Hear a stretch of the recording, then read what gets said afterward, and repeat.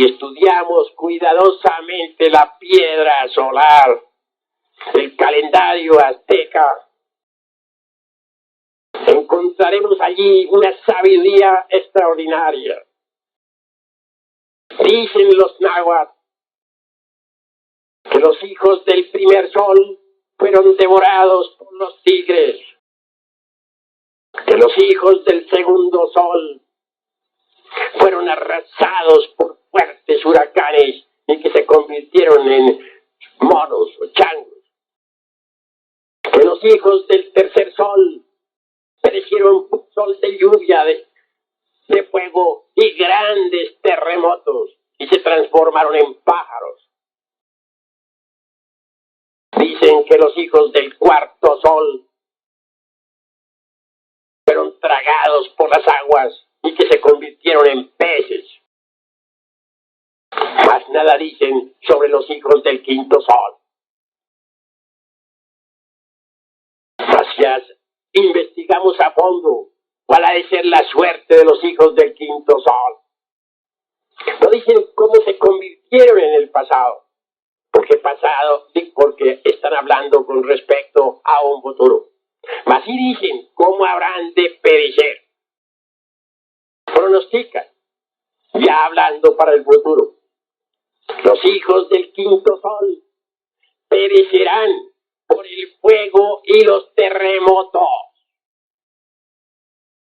Luego aseguran que en la época del quinto sol morirán los dioses, que se abandonará el culto a los dioses, cosa que se ha cumplido.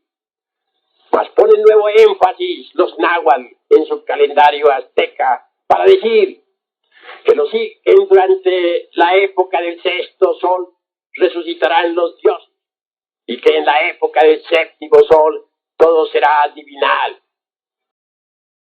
Pero concretémonos a nosotros, los hijos del quinto sol. Obviamente los hijos del primer sol fueron los hombres que vivieron en una tierra primigenia hace más de 300 millones de años, en la tierra protoplasmática.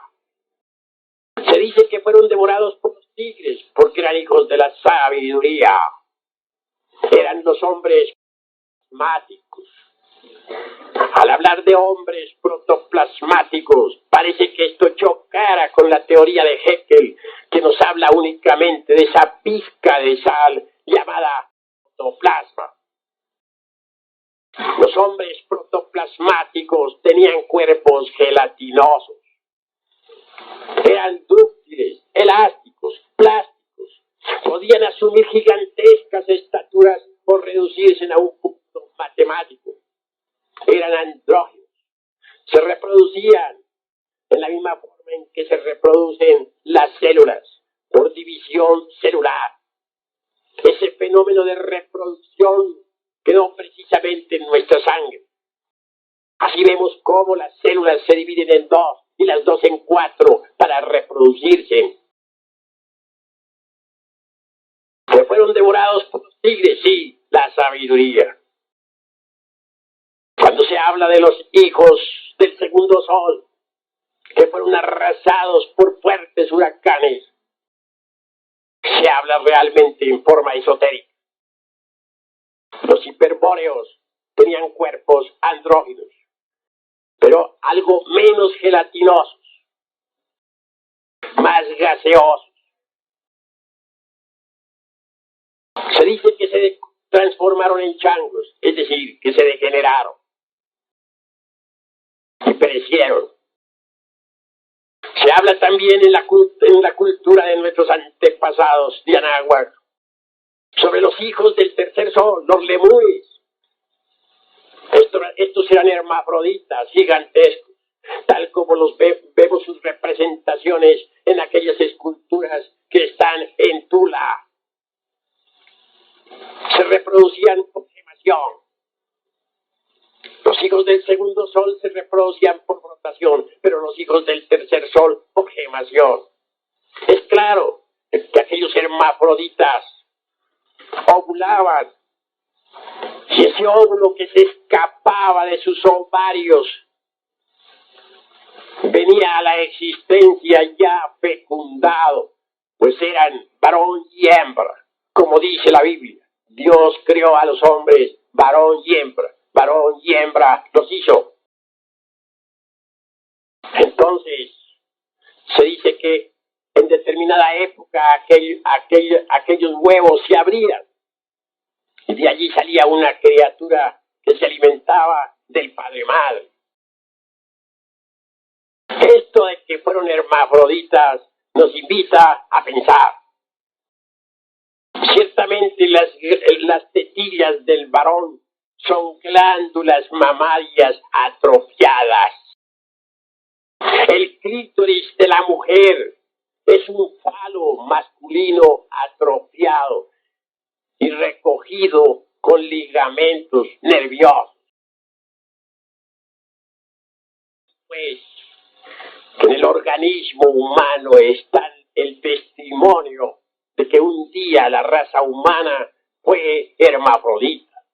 Pero a través de millones de años esa raza se fue dividiendo en sexos opuestos. Empezaron a nacer algunas criaturas con un sexo más desarrollado que otro. Y llegó el día en que aparecieron las criaturas unisexuales. Cuando esto sucedió, ya entonces fue necesaria la cooperación para crear. Por aquella época en la Lemuria, el acto sexual era sagrado y solo se verificaba como un sacramento dentro de los templos de misterios. Era otra edad. La humanidad no se había todavía degenerado. Se dice que los lemures se convirtieron en pájaros. Ciertamente, como testimonio de ello, digo que hace poco tiempo en Bolivia descubrieron una pequeña raza de liliputienses. Tenían de 10 a 20 centímetros de estatura. Hombres y mujeres eran pequeñitos. Habitaban dentro de un pueblito que parecía más bien un muñequero, un juego para niños. De la noche a la mañana aquellos liliputienses desaparecieron. Se metieron entre la cuarta vertical y se transportaron a otro lugar. Tenían que escapar porque ya se habían convertido en un escándalo público. Multitudes de gentes iban a verlos. Pero el pueblito aquel, que según me cuentan, es debidamente custodiado por las tribus indígenas de aquel lugar.